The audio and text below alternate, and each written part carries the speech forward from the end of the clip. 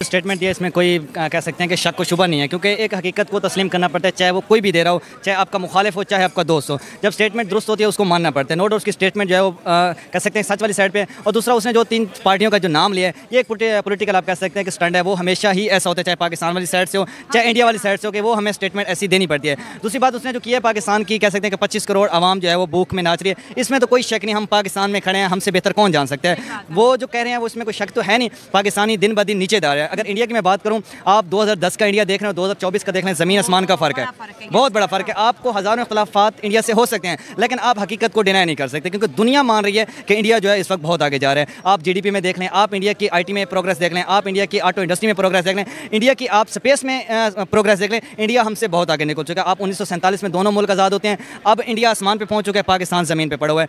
मैं समझता हूँ कि मोदी से हमें इख्तलाफात हैं, वो अपनी जगह है, लेकिन मोदी ने जो इंडिया के लिए किया है, आने वाली कई नस्लें जो इंडिया में ऐसा किरदार अदा नहीं कर सकती। हम तो तड़पते हैं कि यार पाकिस्तान में भी कोई ऐसा लीडर मिले जिसकी पाकिस्तान के लिए हुब्बुल वतनी हो, जिस तरह मोदी की अपनी कौम के लिए हमदर्दी है। इसमें कोई शक नहीं है कि मोदी ने बहुत बड़ा करैक्टर अदा किया। और सबसे बड़ा जो मैं कहता हूँ कि मोदी को मैं अप्रिशिएट करना चाहूँगा कि उसने जिस तरह कश्मीर के मामले में कोई दोहराया नहीं रखा कि यार हमारी कंट्रोवर्सी चल रही है, ये जो स्टेट है इसमें इसको ऐसे रहने दो, क्योंकि ये पाकिस्तान में भी जा सकते हो, कंट्रोवर्सी है। लेकिन उसने ये इस चीज़ पर बिल्कुल नहीं किया। उसने जो है उसको प्रॉपर हकूक दिए, और रिसेंटली उन्होंने कई विजिट भी किए, इंडिया में बड़े बड़े प्रोजेक्ट लॉन्च किए।